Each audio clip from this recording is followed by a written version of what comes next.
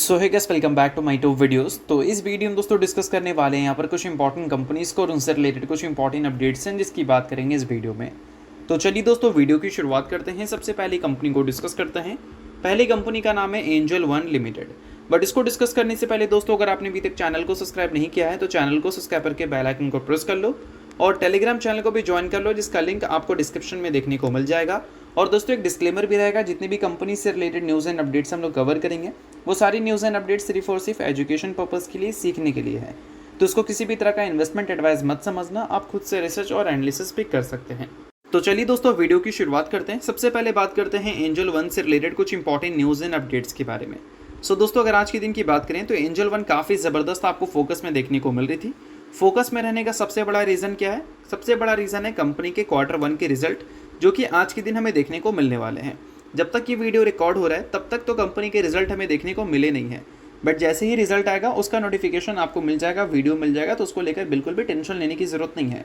But result आने से पहले हम लोग ये जान लेते हैं कि मार्केट की एक्सपेक्टेशन इस कंपनी के अर्निंग से एग्जैक्ट है क्या।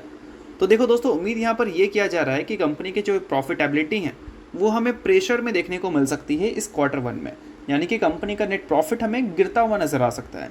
बट फिर भी अर्निंग्स आने से पहले इस कंपनी की परफॉर्मेंस हमें अच्छी देखने को मिल रही थी।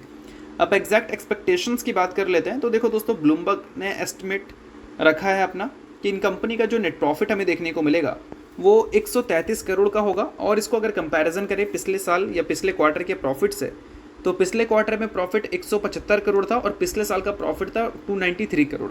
तो ईयर ऑन ईयर बेसिस पे बोल सकते हैं कि 50% से ज़्यादा की गिरावट की उम्मीद लगाकर ब्लूमबर्ग चल रही है इस कंपनी के नेट प्रॉफिट्स हैं। और क्यू एन क्यू बेसिस पे भी अच्छी ड्रॉप की एक्सपेक्टेशन उनकी तरफ से हमें देखने को मिल रहा है। बट उसके अलावा दोस्तों अगर हम बात करें इनके इनकम की एक्सपेक्टेशंस के बारे में, तो वो मेंशन है 4,899 करोड़, जो कि मुझे लगता है कि थोड़ा मिसप्रिंट है, क्योंकि 4,899 करोड़ कैसे हो सकता है? अगर कंपनी के एवरी क्वार्टर के रेवेन्यू देखोगे तो वो 1,000 करोड़ के आसपास ही दिखता है। और पूरे साल का जो रेवेन्यू दिखा था हमें 2025 में वो 5,239 करोड़ था। तो पूरे साल का रेवेन्यू एक क्वार्टर में तो कंपनी दिखाएगी नहीं, कंपनी को टाइम ज़्यादा लगेगा उसमें। तो इस वजह से बोल सकते हैं कि एक्सपेक्टेशन यहाँ पर जो है 4,899 करोड़ का, ये मिसप्रिंट हो सकता है। बट हाँ, ये हो सकता है कि 4 मिसप्रिंट है, 899 करोड़ की एक्सपेक्टेशन है। तो 899 करोड़ की एक्सपेक्टेशन अगर रहे तो भी हम बोल सकते हैं कि ईयर ऑन ईयर बेसिस पे और क्यू एन क्यू बेसिस पे रेवेन्यू में भी गिरावट की अच्छी खासी चांसेस है। अब दोस्तों ये सारी चीज़ें क्यों हो रही हैं? तो इसके पीछे का सबसे बड़ा रीज़न आप बोल सकते हैं कि जो ट्रेडिंग वॉल्यूम्स हैं और जो एफ.एन.ओ टर्नओवर है उसमें हमें हेवी वीकनेस देखने को मिली है इस Q1 के पीरियड में। भले कंपनी ने अपने क्लाइंट बेस में काफ़ी स्ट्रॉन्ग ग्रोथ हमें दिखाई है, म्यूचुअल फंड की SIP हमें काफ़ी अच्छा रिपोर्ट होता हुआ दिखा है, बट फिर भी अगर ट्रेडिंग वॉल्यूम्स और एफ.एन.ओ टर्नओवर्स अगर वीक देखने को मिले तो इसका मतलब ये है कि कंपनी के अल्टीमेटली जो पूरे नंबर्स हैं उस पर इम्पैक्ट हमें देखने को मिलेगा। क्योंकि अगर आप ऐसे समझो कि एंजल वन जो है 100 रुपये कमाती है, ठीक है, ये रेवेन्यू की बात हो रही है, जिसमें कंपनी का मल्टीपल सेगमेंट है। एक सेगमेंट है ब्रोकरेज का, ब्रोकरेज से कंपनी को 90% मान लो रेवेन्यू मिलता है, यानी कि 90 रुपये का। और ब्रोकरेज सेगमेंट को अच्छी तरह से फिल्टर आउट करोगे तो उसमें आपको एफ.एन.ओ सेगमेंट देखने को मिलेगा, वही कंपनी को लगभग 80 to 90% का कंट्रीब्यूट करके देता है कंपनी के रेवेन्यू में। तो आप इससे समझ सकते हैं कि एफ.एन.ओ टर्नओवर का वीक परफॉर्मेंस, ट्रेडिंग वॉल्यूम्स का गिरना, ये सारी चीज़ें ब्रोकर के लिए बिल्कुल भी अच्छी साइन नहीं होती है अगर हम बिजनेस के हिसाब से बात करें। तो इसी सारी चीज़ों की वजह से एक्सपेक्टेशन है कि कंपनी के प्रॉफिटेबिलिटी हमें प्रेशर में देखने को मिल सकते हैं। बाकी देखते हैं कि कंपनी के रिजल्ट में हमें क्या देखने को मिलेगा। रिजल्ट जैसे आएगा उसका वीडियो आपको मिल जाएगा, तो चैनल के साथ अपडेटेड रहना, बेल आइकन को प्रेस करके ऑल पे ज़रूर क्लिक करके रखना। तो अब दोस्तों वीडियो में आगे बढ़ने से पहले बात कर लेते हैं एक टेलीग्राम चैनल के बारे में, जो कि सेबी रजिस्टर्ड टेलीग्राम चैनल है, जिसका नाम है ट्रेडर पाजी। इनका रजिस्ट्रेशन नंबर आप यहाँ पर नोट कर सकते हैं। 8 साल से भी ज़्यादा का एक्सपीरियंस है इनको ऑप्शन एंड स्विंग ट्रेडिंग में, और 3,000 से भी ज़्यादा लोगों को ये ट्रेंड कर चुके हैं जो कि ऑप्शन एंड स्विंग ट्रेडिंग में ही है। तो इनके टेलीग्राम चैनल का लिंक आपको डिस्क्रिप्शन में देखने को मिलेगा, जिसको चाहो तो आप ज्वाइन कर सकते हो। अब ज्वाइन करने का सबसे बड़ा बेनिफिट क्या है? तो सबसे बड़ा बेनिफिट ये है कि सेबी रजिस्टर्ड टेलीग्राम चैनल है। तो सेबी रजिस्टर्ड रिसर्च एनालिस्ट के द्वारा जितने भी रिसर्च होते हैं कंपनी से रिलेटेड, वो आपको यहाँ पर बिल्कुल फ्री ऑफ कॉस्ट देखने को मिलते हैं। काफ़ी सारी कंपनी के चार्ट्स को अच्छी तरह से रिसर्च कर आपको अपडेट होता हुआ देखने को मिलेगा यहाँ पर बिल्कुल फ्री ऑफ कॉस्ट।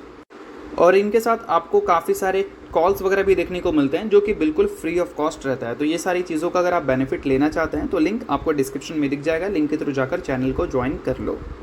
तो चलिए दोस्तों बात करते हैं अब अगली कंपनी के बारे में। सो अगली कंपनी का नाम है HDFC बैंक लिमिटेड। सो दोस्तों अगर आज के दिन की बात करें तो HDFC बैंक भी काफ़ी ज़्यादा फोकस में देखने को मिल रही थी। अब इसके फोकस में रहने का सबसे बड़ा रीज़न क्या है, कंपनी ने अनाउंस किया है फर्स्ट एवर बोनस। अब देखो कंपनी ने बताया है कि 19 जुलाई को कंपनी बोर्ड मीटिंग कंडक्ट कर रही है। इस बोर्ड मीटिंग में कंपनी कंसीडर करेगी फर्स्ट एवर बोनस शेयर, यानी कि बोनस शेयर का प्रपोजल रखा जाएगा और प्रपोजल अगर अप्रूव होता है तो 19 जुलाई को कंपनी के आउटकम्स में हमें बोनस की भी न्यूज़ देखने को मिल सकती है। अब देखो दोस्तों 19 जुलाई को जो बोर्ड मीटिंग होगा उसमें सिर्फ बोनस की ही चर्चा हमें देखने को नहीं मिलेगी, कंपनी स्पेशल इंटरम डिविडेंड भी आपको देती हुई नजर आएगी और उसी दिन कंपनी के Q1 के रिजल्ट भी हमें देखने को मिलने वाले हैं। तो रिजल्ट के साथ डिविडेंड, साथ में कंपनी आपको बोनस भी देती हुई नजर आ सकती है। तो मल्टीपल न्यूज़ की वजह से ये कंपनी आज के दिन आपको फोकस में देखने को मिल रही थी।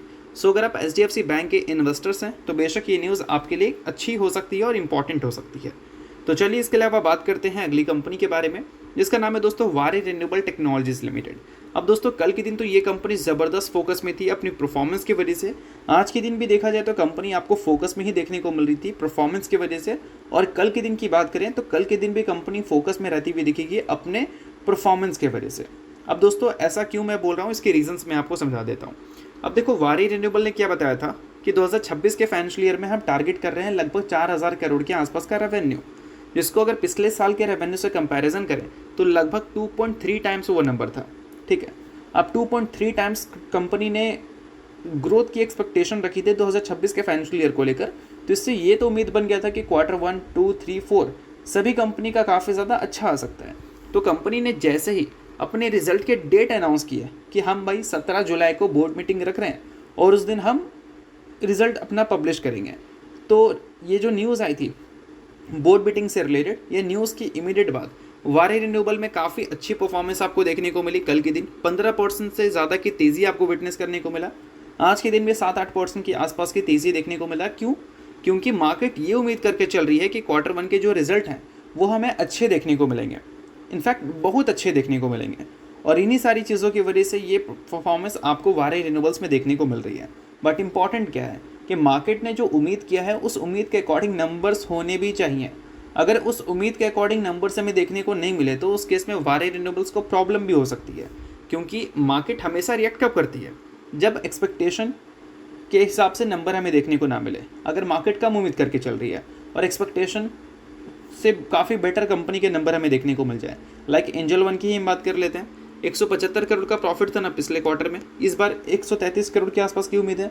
अब 133 छोड़कर कंपनी 200 करोड़ का प्रॉफिट रिपोर्ट कर दे तो उस केस में मार्केट सरप्राइज हो जाएगी, क्योंकि हम तो कम उम्मीद करके चल रहे थे भाई और नंबर इतने अच्छे कैसे आ गए। तो उस केस में परफॉर्मेंस में इंप्रूवमेंट होती है। तो वही चीज़ मैं आपको समझा रहा हूँ कि वारी रिन्यूएबल्स में अभी सिनेरियोज़ क्या है कि नंबर्स आने से पहले इतनी बड़ी जो तेज़ी है, इससे क्लियर कट ये माना जा रहा है कि कंपनी से एक्सपेक्टेशन काफ़ी ज़्यादा है।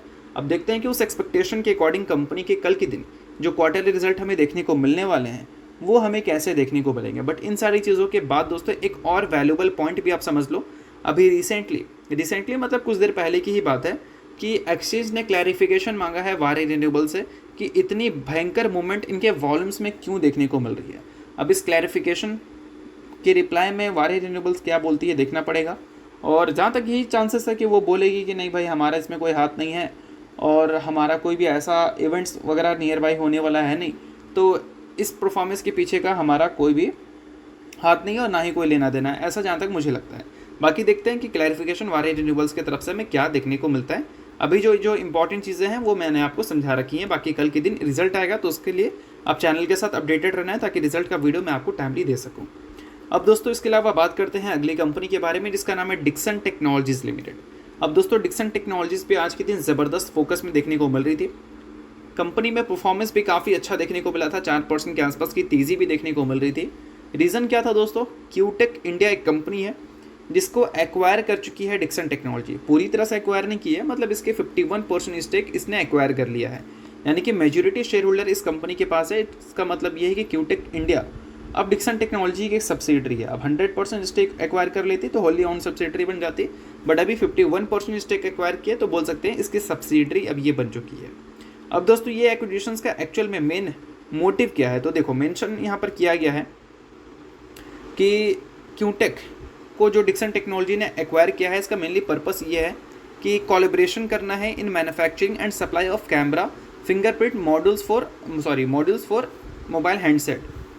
तो ये जो सारी चीज़ें आपको मेंशन दिख रही हैं, इसका मतलब क्लियर कट हम ये उम्मीद कर सकते हैं कि कंपनी का जो मेन बिजनेस सेगमेंट है मोबाइल एंड ईएमएस वाला, उसी को स्ट्रेंथ प्रोवाइड करने के लिए कंपनी ने ये एक्विजिशंस किया है।